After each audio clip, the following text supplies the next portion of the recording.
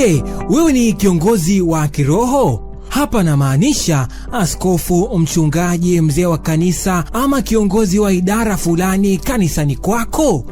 Yamkini na wewe pia ni kiongozi wa taasisi, shirika ama ofisi fulani ya umma au ya binafsi. Lakini pia upo wewe ambaye ndoto zako ni kuwa kiongozi bora wa kiroho ama kimwili. Sasa embu nikuulize swali. Unafahamu maana halisi ya uongozi? Sifa za kiongozi bora unazifahamu?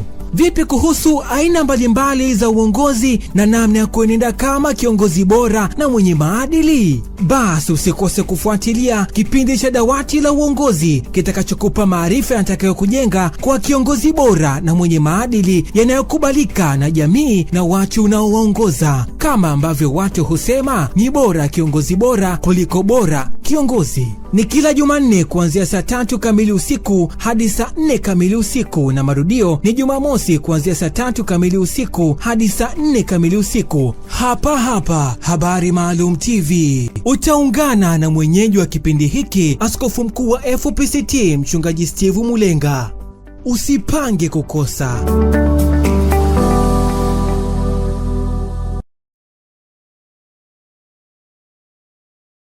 Karibu tena katika Dawati la Uongozi ambalo tunakutana kila mara siku ya Jumanne usiku na siku nyingine ambayo tumeiandaa. Dawati hili la uongozi linakusaidia kujenga ufahamu wako, hasa kwa viongozi. Kwa viongozi unajenga ufahamu wako, tunakumbushana, tunaelekezana, tunaonyeshana njia ambayo inaweza kutusaidia katika maisha yetu ya utumishi. Leo nataka niendeleze na mada inayosema tumeitwa kwa kusudi la Mungu. Tumeitwa kwa kusudi la Mungu. Sisi ambao tumefikia neema ya kuwa viongozi, ni vizuri sana ujue umeitwa kwa kusudi la Mungu. Nilikuwa nafanya semina juzi kanda ya Ziwa kwa viongozi, nikawaambia ya kwamba tumeitwa kwa kusudi la Mungu. Yaani tumeitwa tulitumikie kusudi la Mungu. Sasa tunapotumikia kusudi la Mungu, ni vizuri kujua kwamba Mungu ndio muhusika. Na kwa sababu Mungu ni muhusika, atakuelekeza, atakuonyesha, atakushauri ili ufate njia inayopaswa wewe uifuatilie. Yaani hatukuitwa tu kwa kusudi letu sisi wenyewe. Unaposoma kitabu cha Biblia, hasa zamani zile za wana wa Israeli, kulikuwa kunapigwa tarumbeta mara kwa mara. Tarumbeta ya kwanza ilikuwa inawaita watu wote, wanatoka kwenye mahema, hasa walipokuwa njiani kutoka Misri kuelekea nchi ya ahadi. Tarumbeta ya kwanza inapigwa, watu wote wanatoka kwenye mahema yao. Wakisha toka, wanataka kusikia mwelekeo unakuwa ni nini. Baadaye inapigwa tarumbeta ya pili. Tarumbeta ya pili ilikuwa inawaita viongozi wa koo, ndio wanakwenda mbele. Vile viongozi ambao wanasimama katika wajibu wa kufanya yale ambayo yamekusudiwa. Kwa hiyo tunachotaka kuzungumza katika Dawati la Uongozi ni kwamba tumeitwa kwa kusudi la Mungu. Yaani hatukuitwa kwa matakwa yetu wenyewe. Hatui viongozi kwa matakwa yetu wenyewe. Tunakuwa viongozi kwa sababu kuna kusudi, kuna mpango wa Mungu katika kumtumikia au katika kutumikia kusudi lake. Sasa katika mambo kama hayo linapaswa kuwa muhimu sana, ndani ya umuhimu huo tunapaswa kuangalia vitu ambavyo vinatakiwa vikusaidia usije ukatoka katika lile kusudi. Tutaangalia baadaye hapo vitu ambavyo vinakusaidia wewe usije ukatoka katika lile kusudi la Mungu. Kabla tujaendelea mbele sana, tusome katika kitabu cha waraka wa pili wa Timotheo, mlango ule wa 1 na mstari wa 8 na wa 9. Anasema, basi usionee haya ushuhuda wa Bwana wetu, wala usinionee haya mimi mfungwa wake, bali uvumilie mabaya pamoja na mimi mfungwa wake, bali uvumilie mabaya pamoja nami kwa ajili ya Injili, kwa kadiri ya nguvu ya Mungu ambaye alituokoa akatuita kwa mwito mtakatifu, si kwa kadiri ya matendo yetu sisi, bali kwa kadiri ya makusudi yake yeye na neema yake. Neema hiyo tulipewa katika Kristo Yesu tangu milele na milele. Unaona, anasema alituita katika wito mtakatifu, si kwa kadiri ya matendo yetu sisi, bali kwa kadiri ya makusudi yake yeye. na neema yake. Yaani tumeitwa kwa kusudi la Mungu. Kwa hiyo kama tumeitwa kwa kusudi la Mungu, ni vizuri kulitumikia kusudi la Mungu, au kutembea katika ule mwendo ambao Mungu ameukusudia. Mwandishi wa kitabu cha Matendo ya Mitume akiwanukuu watumishi wa Mungu, akiwanukuu watumishi wa Mungu akiwanukuu watumishi wa Mungu Daudi pamoja na huyu mtumishi wa Mungu Daudi pamoja na mtumishi wa Mungu Yohana Mbatizaji. Anajaribu kuwanukuu kwa maneno ambayo ukiyasikiliza unaona kabisa kumbe kuna makusudi ya Mungu katika kuitwa kwetu. Yaani kuna makusudi ya Mungu katika kuitwa kwetu. Hatukuitwa tu kwa bahati mbaya, tumeitwa kwa makusudi ya Mungu. Mungu ametuita ili sisi tufanye makusudi yake, tusifanye yale tunayotaka sisi au tunayofikiria sisi. Tunatakiwa tufanye yale makusudi ambayo Mungu ametuitia.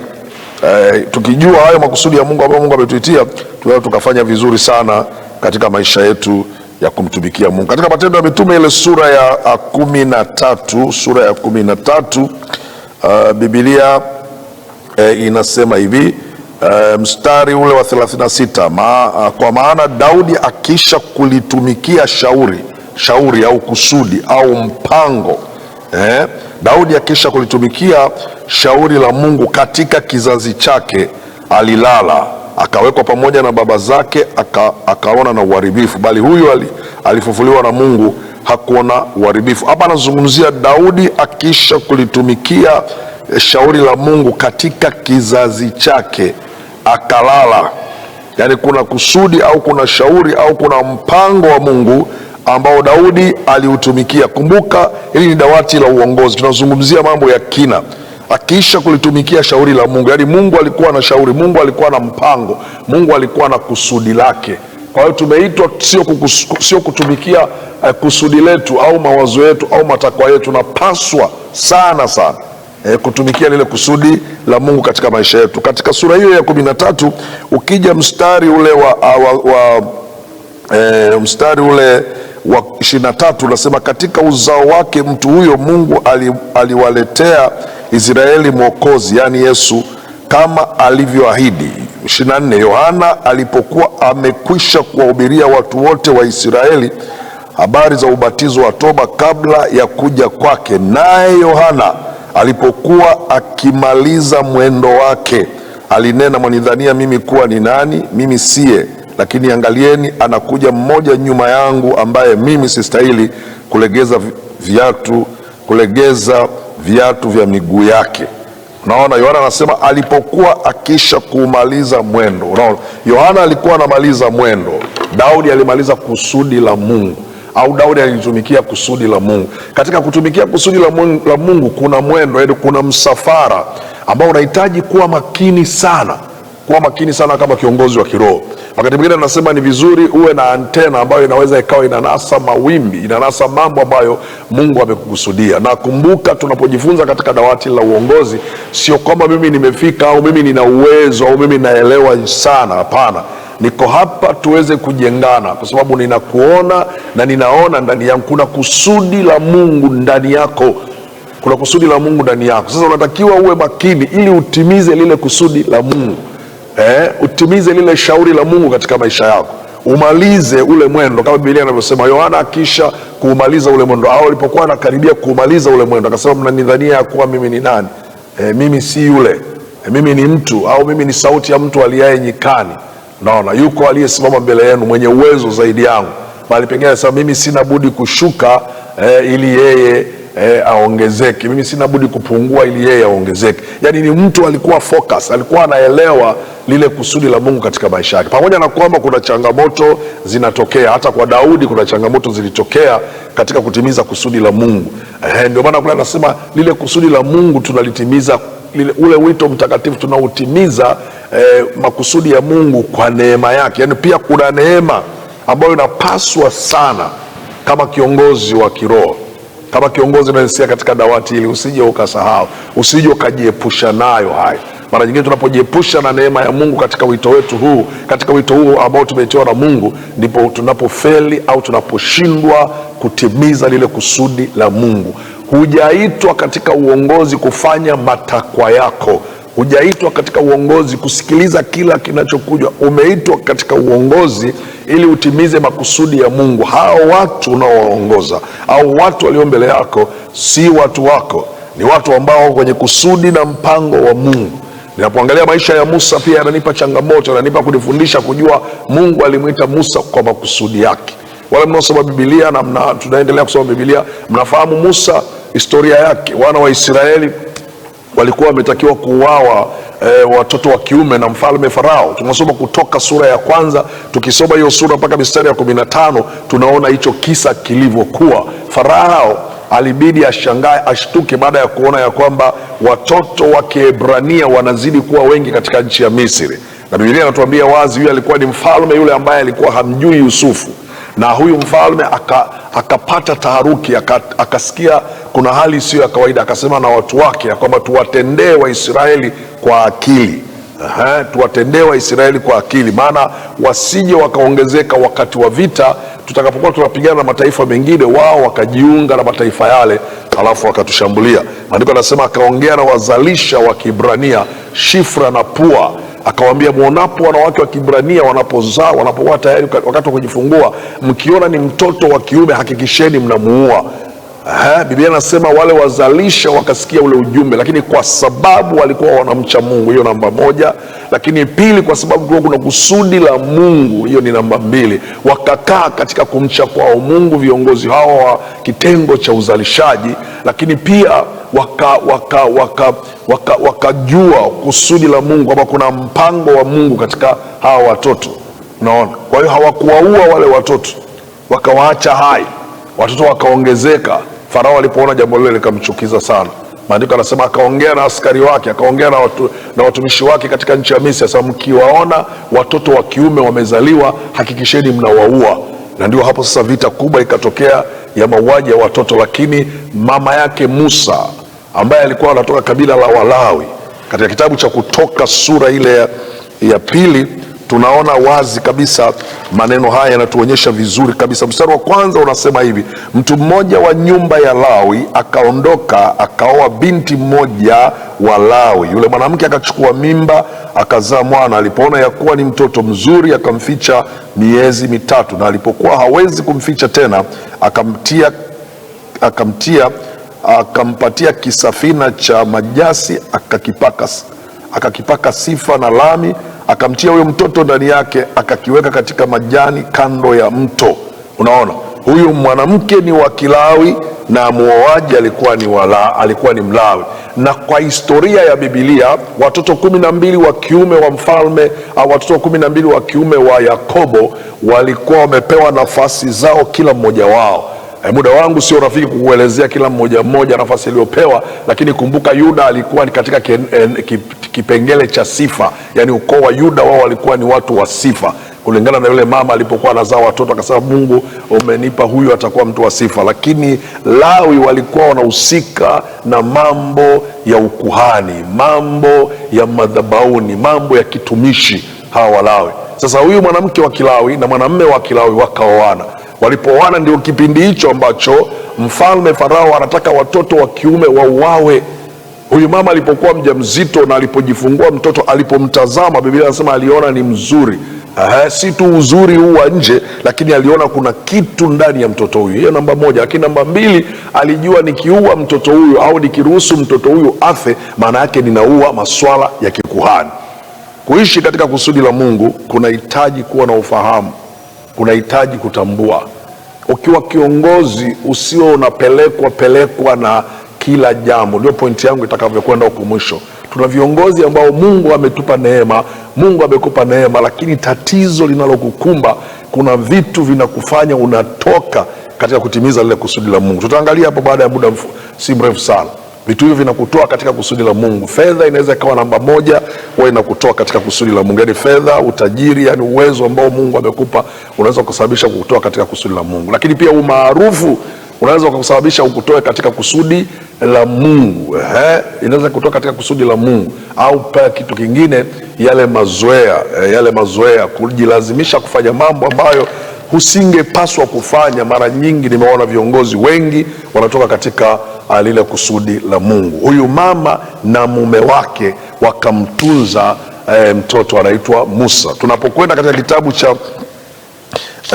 cha Waebrania ile sura ya 11 tunapoanza mstari wa 23, kitabu cha Waebrania sura ya 11 tunapoanza mstari wa 23, tunapata mambo ambayo yanaweza kutupa msingi mzuri sana. Kwa imani Musa alipozaliwa alifichwa miezi mitatu na wazazi wake. Unaona, na wazazi wake maana yake baba na mama na familia yake, kwa sababu waliona kwamba ni mtoto mzuri, wala hawakuiogopa amri ya mfalme Farao. Kwa imani Musa alipokuwa mtu mzima akakataa kuitwa mwana wa binti Farao, akaona ni afadhali kupata mateso pamoja na watu wa Mungu kuliko kujifurahisha katika dhambi kwa kitambo, akihesabu ya kuwa kushtumiwa kwake Kristo ni utajiri mkuu kuliko hazina za Misri, kwa kuwa aliyatazamia hayo malipo. Kwa imani akatoka Misri asiogope ghadhabu ya mfalme, maana alistahili kama amwonaye yeye asiyemuona. Kwa imani huyu Musa, wazazi hao walilea mtoto ambaye kuna kusudi la Mungu katika moja ya vurumai, katika mateso, katika watoto kuuawa. Ndani ya changamoto hiyo kuna kusudi la Mungu ndani yake. Kiongozi unayenisikiliza katika dawati la uongozi, labda inawezekana katika uongozi ambao Mungu amekupa neema kuna changamoto nyingi sana, lakini nikutangazia na nikwambie, ndani ya changamoto hilo kuna kusudi la Mungu ndani yake. Na kusudi la Mungu halijawahi kushindwa hata siku moja. Kusudi la Mungu linashinda, kwa sababu Mungu anakuwa na mpango. Yani sio yale matako unayotaka wewe, kunakuwa na mpango unayoyafanya. Yani kunakuwa na mpango ambao unafanya, na sasa ni vizuri kufuata mpango wa Mungu ili ukuelekeze katika kusudi la Mungu. Narudia tena, mara nyingi viongozi wengi sisi tunakwama kwa sababu tunafika mahali hatufuati sasa kusudi la Mungu, hatufuati mpango wa Mungu, hatufuati shauri la Mungu, tunafuata mashauri ya watu, au tunatolewa kwa sababu ya uwezo na utajiri, au tunatolewa kwa sababu ya mafanikio au umaarufu ambao baadaye Mungu anaweza akatusaidia. Unaanza kujiona umekuwa maarufu, na baada ya ule umaarufu unasahau hata ukiwa maarufu bado unahitaji kuomba mbele za Mungu na kumweleza Mungu aendelee hatua kwa hatua kukuonyesha kupita au kufanya katika kusudi lake. Hatukuitwa kwa bahati mbaya, tumeitwa kwa kusudi la Mungu. Hebu angalia maisha ya Bwana wetu Yesu Kristo. Nimekuwa nikifundisha mara kwa mara maisha ya Bwana wetu Yesu Kristo. Akiwa hapa duniani hakufanya mambo kwa bahati mbaya, alikuwa anafanya mambo kwa makusudi ya Mungu, kwa shauri la Mungu. Na ndio maana alikuwa na ujasiri wa kusema saa yangu bado. Alikuwa anajua, alikuwa anafanya mambo kwa saa, alikuwa anafanya mambo kwa wakati, alikuwa anajua kwamba hiki ninachokifanya kipo katika kusudi la Mungu, na hicho ni cha msingi sana. Katika kitabu cha Injili ya Yohana sura ile ya 4, ukisoma ule mstari wa 34, Biblia inasema hivi, sura ya 4 mstari wa 34, Injili ya Yohana, tunaangalia Yesu akufanya ya kwake, alikuwa anafanya yale mapenzi ya Mungu. Imeandikwa hivi mstari wa 34, Yesu akawaambia, chakula changu ndicho hiki, niyatende mapenzi yake aliyenipeleka nikaimalize kazi. Yani Yesu, mpango wa Mungu aliuita ni chakula.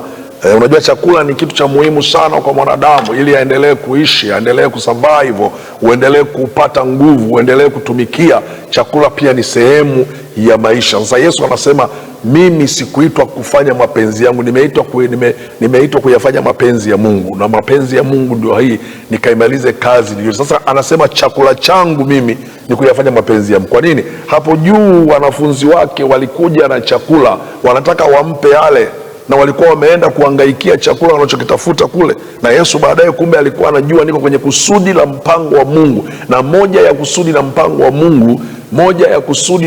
wa Mungu, wewe unayenisikiliza, mtumishi wa Mungu katika dawati la uongozi, ni kuhakikisha kwa kila namna unasababisha nafsi moja inamuona Kristo, nafsi moja inaokolewa, nafsi moja inafunguliwa. Yani huo ndio mpango, ndio kusudi la Mungu, kuhakikisha kwamba aliyepotea anapatikana. Kwa Yesu akabaki pale kwenye kisima, kile cha Yakobo, kuna mwanamama alikuja saa 6 za mchana, Yesu akaongea na yule mama, akamalizana na yule mama. Walipokuja wanafunzi wake wanamwambia labda kuna mtu amempa chakula. Yesu anasema chakula changu ni hiki, kuyafanya mapenzi yake aliyenituma nikaimalize kazi. Kusudi la Mungu, kusudi la Mungu katika uongozi. Usibaki tu kwenye cheo, usibaki tu kwenye umaarufu, usibaki tu kwenye sifa, usibaki tu kwenye utajiri na fedha, usibaki huko. Hayo mambo yote Mungu ametuahidi, hayo mambo yote Mungu sisi ametuahidi. Anasema mimi ndiye Bwana nikupae nguvu ili upate za kupata utajiri, upate kuliimarisha agano langu. Hayo Mungu pia amezungumza. Anasema mara 100 hapa duniani na mbinguni uzima wa milele. Pamoja na changamoto, udhia na mateso yatakuwepo, lakini hizo ni ahadi. Mungu alisema hatutakuwa mikia, tutakuwa vichwa. Hayo ndio Mungu alisema ya kwamba atatubarikia na tutaendelea katika baraka hizi za mwilini na baraka za roho. Lakini usitoke. Viongozi wengi siku za leo tunatoka maeneo hayo, tunasahau kuyafanya mapenzi yake Mungu aliyetuita. Tumeitwa kwa kusudi, hatukuitwa vile tunavyotaka. Unaona, Yesu anasema chakula changu ni kuyafanya mapenzi yake. Ukienda ile sura ya 5 mstari wa 30 unakutana na maneno ya jinsi hiyo. Anasema hivi Yesu Kristo, mimi siwezi kufanya neno mwenyewe, kama nisikiavyo ndivyo ni hukumuvyo, na hukumu yangu ni ya haki, kwa sababu siyatafuti mapenzi yangu mimi, bali mapenzi yake aliyenipeleka. Siyatafuti mapenzi yangu mimi. Katika uongozi mara nyingine tunatafuta mapenzi yetu. Mimi ni mwanadamu, kuna ile hali ambayo natamani, kuna vile ambavyo ninataka nionekane au niwe. Sasa Yesu anasema mimi siyatafuti mapenzi yangu, sifanyi jambo lolote nisiposikia kutoka kwa Baba, na hukumu yangu mimi ni hukumu ya haki. Kwa sababu gani? Siyatafuti mapenzi yangu. Viongozi, unapokuwa kiongozi usisahau kutafuta mapenzi ya Mungu. Mara nyingine tunatafuta sana mapenzi yetu, na ndani ya mapenzi yetu kuna umaarufu, ndani ya mapenzi yetu kuna ule umimi, ule ambaye tulijifunza kipindi kilichopita. Watu wanaposema mtu huyu bwana ni mtu hatari sana, wewe bwana una uwezo, wewe hakuna mtu anaweza kushindana na wewe. Maneno kama hayo yanaanza kukufanya ufanye mapenzi yako, usifanye mapenzi yake yeye aliyetumwa. Huyu ni Bwana wetu Yesu Kristo, na anafundisha mara nyingi, anasema njooni kwangu mjifunze kwangu, maana mimi ni mpole na mnyenyekevu wa moyo, nanyi mtapata raha nafsini mwenu. Yesu anatufundisha hivyo. Alitoka mbinguni, na alipotoka mbinguni, ile namna ya kuwa kama Mungu hakuona kama kitu cha kushikamana nacho. Alipokuwa na umbo kama mwanadamu, alichukua namna ya mtumwa, akajinyenyekesha namu hata mauti ya msalaba. Yaani Yesu hayakumsumbua hayo mambo, alikuwa tayari kabisa, kwa sababu alijua yupo kwa kufanya mapenzi au kusudi la Mungu. Ukisoma katika kitabu cha Waibrania ile sura ya 10 ukianzia mstari wa 7 unaona vile ambavyo Bwana wetu Yesu Kristo anatupa kielelezo, anatupa mwelekeo. Waibrania mlango wa 10 mstari wa 7 anasema hivi, ndipo niliposema tazama nimekuja katika gombo la chuo, nimeandikiwa niyafanye mapenzi yako Mungu. Hapo juu asemapo dhabihu na matoleo na sadaka za kuteketezwa na hizo za dhambi hukuzitaka, wala hukupendezwa nazo, zilitolewa kama ilivyoamriwa Torati. Ndipo aliposema tazama nimekuja niyafanye mapenzi yako. Aondoa lile la kwanza ili kusudi alisimamishe hili la pili. Yesu anasema nimekuja kuyafanya mapenzi ya Mungu, mambo yaliyoandikwa, yaliyoratibiwa. Ukiwa mtumishi wa Mungu haui kwa bahati mbaya. Nimewafundisha watu wengi sana, Mungu hakuweki kuwa mtumishi wa Mungu kwa bahati mbaya, anakuweka kwa makusudi yake, na katika hayo makusudi anataka wewe uyatumikie. Kumbuka, katika dawati la uongozi nasimamia hapo, umaarufu usije kukutoa katika kulitumikia kusudi au shauri la Mungu. Watu wasije wakakutoa katika kulitumikia kusudi au shauri la Mungu, au nafsi yako kujishurutisha kutaka kufanya vitu ambavyo sivyo ili uonekane. Ni ile ili uonekane, ili upate maarufu, vitakutoa katika lile kusudi la Mungu. Sasa tumeona Bwana wetu Yesu Kristo akafanya hivyo. Kuna wakati Yesu aliitwa, kuna wakati watu walitaka kumfanya awe mfalme, akakataa kwa sababu alijua sio kusudi lake, Sasa tunataka tukufanye uwe mfalme. Ile ndio ile watu sasa wanataka kukufanya wewe uwe chombo cha tofauti, uwe tofauti na watu wengine. Yesu akakataa, akasema ufalme wangu sio huu wa dunia hii, kuna ufalme wangu upo kule. Naona kwa sababu alikuwa anajua kuna kusudi la Mungu kulifanya. Kusudi la Mungu si kuwa mimi mfalme.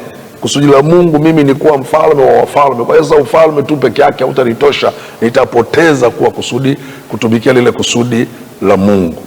Shida kubwa tuko nayo hapo leo, tunatoka kwenye lile kusudi la Mungu na tunataka tuingie katika mambo ambayo sio ambayo Mungu ametueleza. Jambo lingine, watu waliofanya wanayotaka. Kuna watu waliyafanya wanayotaka. Hapa nimemwelezea Yesu hakufanya aliyoyataka, alifanya kusudi la Mungu. Alifanya kusudi la Mungu. Biblia inasema naam, hata akafa kifo cha mauti ya msalaba, kifo cha msalabani, kwa kufanya makusudi ya Mungu. Na mtakumbuka hata alipokuwa msalabani akasema imekwisha, maana alikuwa ameyatimiza yale mapenzi au yale makusudi ambayo Mungu alimuitia. Kumbuka tumeitwa katika wito huu wa pili wa utakatifu tuyafanye makusudi yake, tufanye makusudi ya Mungu. Hatukuitwa tu hivi hivi, tumeitwa tuyafanye makusudi ya Mungu. Lakini katika swala hilo nimeweka la kwanza. La pili, watu waliofanya wanayotaka. Yani unakuwa kiongozi, tunajifunza katika dawati la uongozi. Unakuwa kiongozi lakini unafanya mambo unayoyataka wewe mwenyewe, sio yale makusudi ya Mungu. Kuna makusudi ya Mungu ambayo Mungu anataka ufanye. Kumbuka Mungu ni wa wote wenye mwili, na Mungu afurahi kufa kwake afaye. Mungu hutaka watu wote waokolewe na kupata kuyajua yaliyo kweli. Yani hata watu wakiwa na dhambi kiasi gani, wakimuasi Mungu kiasi gani, bado mpango wa Mungu na kusudi lake ni kutaka wale watu wafanye nini? Waokolewe. Mtakumbuka nabii Yona alitumwa kwenda Ninawi ili akawatoe watu wa Ninawi, akawaambia watu wa Ninawi juu ya uovu walionao. Lakini tunasoma kwenye Biblia Yona alifanya mambo mawili ambayo mimi nafikiri mojawapo ni hili. La kwanza, Yona hakukubali ule wito wa kwenda Ninawi kwa sababu yeye alishawahukumu watu wa Ninawi. Alishaona Ninawi hawafai kwa sababu walikuwa wakatili, walikuwa wanafanya dhambi za kupindukia na walikuwa wanaua sana watumishi wa Mungu. Kwa hiyo Yona akaona nikiutii wito wa Mungu, nikaenda Ninawi, nikahubiri, huyu Mungu wa rehema huyu anaweza akawarehemu hao watu. Sasa itakuwa haina maana. Yona akaamua kutoroka. Unaona, anaacha kusudi la Mungu kwa matakwa yake, anakimbia kwenda katika mji mwingine wa Tarshish. Anaondoka Ninawi, mahali ambapo palikuwa kweli pana ubaya, mahali ambapo neno la Mungu lilikuwa halina mpenyo, lakini hakujua kwamba ulikuwa ni wakati na ulikuwa ni kusudi la Mungu chini ya mbingu ili alithibitishe neno lake. Mwandishi wa kitabu cha Mithali ile sura ya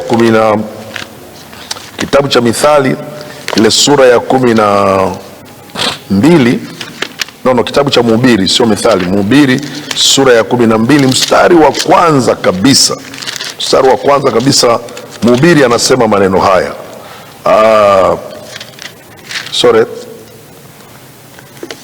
ya 3, kitabu cha Mhubiri sura ya 3 anasema maneno haya. Mhubiri mstari wa kwanza anasema, kwa kila jambo kuna majira yake na wakati kwa kila kusudi chini ya mbingu.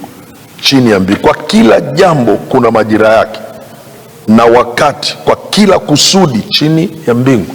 Yani kila jambo lina majira yake na wakati na kila kusudi chini ya mbingu.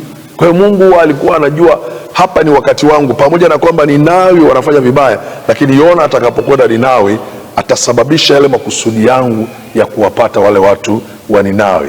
Yona akatoroka, akafanya ukaidi. Mungu akapeleka kachelo wa kwanza kwenye msafara wa Yona, na kachelo wa kwanza alikuwa ni upepo. Kakipiga chombo kile, wakatupa mizigo yote walionayo, lakini bado wale watu wakaendelea na safari ikawa ni ngumu sana. Wakaamua wale watu watafute kuomba Mungu. Nahodha wa kile chombo akawaambia, jamani, kila mtu aombe kwa Mungu wake. Wakaanza kuomba, lakini bado yule nahodha akabidi atembee, akague, aone kama kuna mtu ambaye yeye hahusiki na maombi. Akamkuta Yona, na walipoongea na Yona akawaambia, nikamateni, mimi nahusika na haya mambo, nitupeni. kwenye bahari, mkinitupa kwenye bahari mambo yenu yatakuwa shwari. Wakamtupa Yona baharini baada ya kujitahidi kuokoa maisha ya Yona. Biblia anasema Mungu naye tena akatuma kachero mwingine, samaki akammeza Yona. Alipommeza Yona, Biblia inasema baada ya siku 3 Yona akatapikwa kwenye ile bahari ya Ninawi.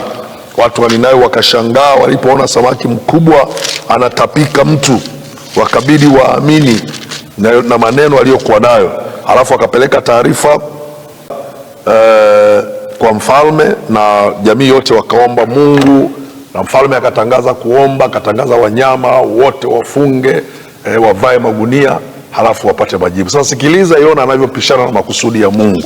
Katika kitabu cha Yona mlango ule wa 4 mstari wa 9, Mungu akamwambia Yona, je, unatenda vema kukasirika kwa ajili ya mtango? Naye akasema, ndio, natenda vema kukasirika hata kufa. Bwana akamwambia, wewe umehurumia mtango ambao hukuufanyizia kazi wala hukuuotesha, uliomea katika usiku mmoja na kuangamia katika usiku mmoja. Na mimi je, haikunipasa kuwahurumia Ninawi, mji ule mkuu ambao ndani yake wamo watu zaidi ya 120,000 wasioweza kupambanua kati ya mkono wa kuume na kati ya mkono wa kulia na mkono wa kushoto, tena wamo na wanyama wa kufugwa? Naona Yona anaambiwa maneno haya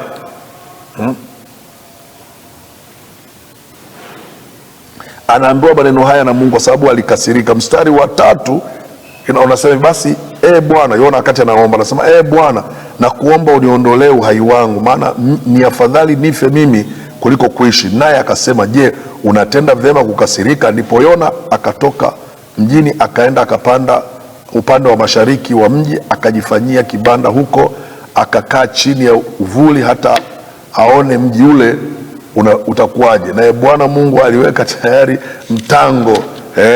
Hii kisa kina mambo mengi sana. Yona alikuwa ametaka kufa, yaani hakuwahurumia watu wa Tarashishi. Ukianzia mlango wa 4 unaweza ukapata kile nachotaka kuzungumza ni hiki. Mlango wa 4 unasema hivi, lakini jambo hili lilimchukiza Yona sana, naye akakasirika. Jambo gani? Baada ya Ninawi kutubu, baada ya Ninawi kumkubali Mungu na Mungu akagairi kuangamiza. Unaona, kumbe kuna makusudi ya Mungu. Mungu anakuwa na makusudi yake. Mstari unaofuata unasema hivi, akamwomba Bwana akasema, na kuomba Bwana, sivyo hivi nilivyosema hapo nilipokuwa katika nchi yangu. Hii ndio sababu nalifanya haraka kukimbia Tarashishi, kwa maana nalijua wewe umungu mwenye neema, umejaa huruma, si mwepesi wa hasira, umwingi wa rehema, nawe waghairi mabaya. Basi sasa Bwana, na kuomba uniondolee uhai wangu, maana ni afadhali nife mimi kuliko kuishi. Yaani Yona aliona Mungu ya kwamba ni wa huruma, kwa hiyo hakuna sababu ya kuhubiri. Yaani hakujua mpango wa Mungu, hata kumwambia Mungu, mimi niliacha kuhubiri, niliacha kupeleka ujumbe Ninawi kwa sababu nilijua wewe ni Mungu wa rehema. Sasa ukijua Mungu wa rehema, bado unatakiwa ufanye mpango wake. Usifanye mapenzi yako unayotaka. Ukifanya mapenzi yako unakosea. Dawati la uongozi, unaweza ukajipima, unaweza ukatafakari, unaweza ukapata muda wa kujihoji katika wito nilioitiwa. Je, ninafanya mapenzi ya Mungu? Ninafanya makusudi yake Mungu? Ninatembea katika mwendo ule ambao Mungu ameniongoza, au ninafanya matakwa yangu? Kumbuka tumeangalia mfano kwa Bwana wetu Yesu Kristo. Anasema, mimi sikufanya jambo lolote isipokuwa lile nililolisikia kutoka kwa Baba, tena ninayafanya yale yaliyoandikwa katika gombo la chuo. Yaani kuwa kwako mtumishi, kuna kitu kimeshaandikishwa, kuna taratibu zimewekwa. Kuna mambo yaliyoandikwa kwa ajili ya utumishi wako. Kwa hiyo ni vizuri sana kutembea na Mungu kwa unyenyekevu, kutembea na Mungu kutaka kujua ni nini hasa mapenzi yako. Nifanye yale mapenzi yako, nisifanye tu yale ninayoyataka. Mnakumbuka wakati fulani Esther aliambiwa na Mordekai aende akawatetee kwa nani? Kwa mfalme Ahasuero. Na Esther akiwa malkia anamwambia mjomba wake Mordekai, huwezi kwenda kwa mfalme Ahasuero, hawa ni Waamedi na Waajemi, hawa wana sheria huku Babeli. Ukienda bila taarifa ya siku 30 utauawa. Kwa hiyo ni ngumu, mjomba wangu Mordekai, mimi siwezi kwenda. Esther akaambiwa na Mordekai maneno haya, hujui ya kuwa Mungu amekuita kwa wakati huu? Na wewe ukinyamaza kimya, wewe Esther ukinyamaza kimya, ujue wewe na nyumba ya baba yako mtaangamia, lakini Mungu atawawekea Wayahudi msaada na njia nyingine ya kutokea. Hii ina maana gani? Ina maana bado Mordekai alitaka kumfahamisha Esther ajue ya kwamba yuko kwenye kusudi la Mungu, asijiangalie vile anavyotaka yeye yuko kwenye kusudi la Mungu, na kwa sababu liko kwenye kusudi la Mungu halitamfanya apotee, ataingia kwenye mpango. Esther alipojua kwamba kumbe siko hapa kwenye uongozi kama sifa tu, siko kwenye uongozi hapa kama umaarufu, siko kwenye uongozi hapa kufanya matakwa yangu ndio yataka, ila nipo hapa kwenye uongozi kufanya mapenzi yake aliyenipeleka. Biblia anasema ndipo akatangaza kufunga na akamwomba Mordekai na ndugu zake wafunge, halafu akasema nitakwenda kwa mfalme kinyume cha sheria, nikiangamia na niangamie. Na matokeo yake tunaona Esther anatimiza lile kusudi la Mungu ambalo Bwana alikuwa amelikusudia. Mtafahamu mfalme Sauli ambaye alichaguliwa kuwa mfalme wa taifa la Israeli kutoka kabila la Benjamini. Katika kitabu cha Samueli wa kwanza sura ya 9, Sauli ana baba yake, kisha anapoteza punda, wanatafuta punda na baadaye wanaonana na Samueli nabii, na Samueli nabii anamwambia Mungu amekuita wewe uwe mfalme. From nowhere, kutoka mpaka kwa kujulikani, Sauli anaitwa kuwa mfalme wa taifa la Israeli. Na baadaye Samueli anamwelekeza mambo atakayoyafanya, anamtia mafuta kupitia chupa, na Sauli anaanza kutumika. Lakini Sauli tatizo kubwa alikuwa hajui kusudi la Mungu. Alipata umaarufu mkubwa sana, alikuwa na makundi ya watu wengi sana, lakini kujua kusudi la Mungu ilikuwa ni shida sana. Kila mara alikuwa anakosea. Mara nyingi tunaingia kwenye makosa kwa sababu ya kutokujua kusudi la Mungu. Sio nafasi, sio maarufu ulionao, sio uwezo ulionao, sio makundi ya watu ulionao, sio heshima watu wanayokupatia. Ni kile ambacho Mungu anataka ukifanye, kusudi lake. Usifanye vile unavyotaka wewe. Sauli akakosea sana. Kuna wakati aliambiwa na Samueli, sura ya 13 kitabu cha Samueli wa kwanza, aliambiwa na nabii Samueli, ngoja Gilgali, mimi nitakuja tumtolee Bwana dhabihu. Biblia inasema akawa amesubiri siku ya 7 ile kabla haijaisha, Sauli akaona Samueli anachelewa kufika. Mstari wa 12 na 13 unasema akajishurutisha huyu bwana kutoa dhabihu. Alipomaliza kutoa dhabihu, nabii Samueli akaja. Alipofika akamuuliza, vipi bwana, umekuaje? Akasema, nilijishurutisha maana niliona wewe unakawia na Wafilisti wanataka kuniongea. Akamwambia, wewe ni mpumbavu bwana, masuala ya dhabihu sio ya kwako. Wewe ni mfalme, una nafasi yako, unatakiwa ufanye mambo ya kifalme, sio masuala ya kutoa dhabihu. Umeingilia kazi nyingine. Sasa napozungumza hivi katika dawati la uongozi, mara nyingine sisi tunachanganya, hasa katika mambo ambayo tunakwenda nayo, tunachanganya mila za Kiyahudi, tunachanganya taifa la Israeli ndani ya ufalme, ndani ya ukuhani na ndani ya manabii. Tunachanganya mambo, lakini halichokuwa ametakiwa huyo asije akafanya jambo lisilomuhusu. Akaambia, umefanya upumbavu sana kwa kutokujua kusudi la Mungu. Anafanya kitu ambacho sio kile ambacho ameagizwa, lakini kwa sababu ya umaarufu aliyokuwa nayo. Kumbuka Sauli huyu anaagizwa na Samueli akawaue Waamaleki. Kuna kabila fulani inaitwa Waamaleki, na hao Waamaleki ni wajukuu wa Esau. Hao wajukuu wa Esau walipata historia ya kwamba babu yao Esau walikuwa na nafasi katika Yakobo, lakini kutokana na mambo yalivyokuwa akakosa ile nafasi. Wakawa na uchungu wakati Waisraeli wanatoka Misri ili wapite mahali fulani waendelee na safari. Ukisoma Kutoka sura ya 17 kuanzia mstari wa 4 mpaka 14, utaona Waamaleki wakawaua Waisraeli. Wale waliokuwa wanyonge, walikuwa wazee wamechoka, wakawaua. Mungu akaingilia hichi kitu, akamwambia Musa na Haruni na Huri wapande kwenye mlima. Musa ainue fimbo ili awe anaomba rehema kwa Mungu, alafu Joshua ashuke na upanga wakate Waamaleki. Lile jambo lilifanyika, lakini Waamaleki hawakuisha wote. Mungu akaapa akasema, nitakuwa na kisasi na Waamaleki mpaka mwisho, nitaufuta ukumbusho wa Waamaleki usiwepo tena. Na ili ujue Mungu alikuwa ana hilo jambo limemshika kwenye moyo wake, au Mungu ni wa haki, bado aliwapa subira hao Waamaleki, lakini Waamaleki hawakutubia uovu wao. Unaposoma kitabu cha Kumbukumbu la Torati ile sura ya 25 mstari wa 27, Biblia inasema hivi, mstari wa 25, mlango wa 25 mstari wa 17, Biblia inasema hivi, Kumbuka alivyokufanyia Amaleki katika njia mlipokuwa mkitoka Misri, jinsi alivyokukuta katika njia, akapiga kati ya watu wako walioachwa nyuma, wote waliokuwa wanyonge nyuma yako, ulipokuwa umechoka na kuzimia, wala asimche Mungu. Basi itakuwa hapo atakapokwisha kukupumzisha Bwana Mungu wako katika adui zako wote walio kando kando, katika nchi akupayo Bwana Mungu wako iwe urithi uimiliki, ndipo uufute ukumbusho wa Amaleki chini ya mbingu. Alafu kuna kistari kinamalizia kinasema usisahau. Unaona, kumbe Sauli ameitwa, lakini Mungu ana makusudi yake, pamoja na kuliongoza taifa la Israeli, pamoja na kusimama katika mapenzi na makusudi ya Mungu, lakini Mungu alikuwa na kisasi na Waamaleki ambao alishawaapia, akataka hao wafutwe kabisa. Sasa Samueli alipomtuma Sauli, sura ya 15, Sauli alipofika kule akaangamiza vitu vingine, lakini aliacha ng'ombe zilizonona. Alafu alimwacha mfalme Hagagi wa Waamaleki akiwa hai. Nimefundisha mara nyingi sasa, unajua anapoachwa mfalme haachwi peke yake, ni pamoja na wake zake na pamoja na makundi ya watu wake wote. Kwa hiyo ukoo wa kifalme ukawa umeachwa, likawa kosa la kiufundi, kwa sababu Sauli anafanya matakwa yake, hafanyi matakwa yale ambayo Mungu alimwagiza. Nataka leo niishie kwa hapo, kuleta maneno ya namna hii. Usifanye matakwa yako, fanya yale ambayo Mungu amekuagiza, au fanya yale ambayo Mungu anaagiza katika neno lake. Watumishi wengi sana siku za leo ni kama mashindano fulani hivi, ni kama unataka kufanya kitu kwa matakwa yako, au unataka kufanya kitu watu waone. Wakati mwingine hata unaleta hoja za kwenye Biblia ambazo hazikuwa na mashiko hasa, lakini unataka ujulikane au utambulike.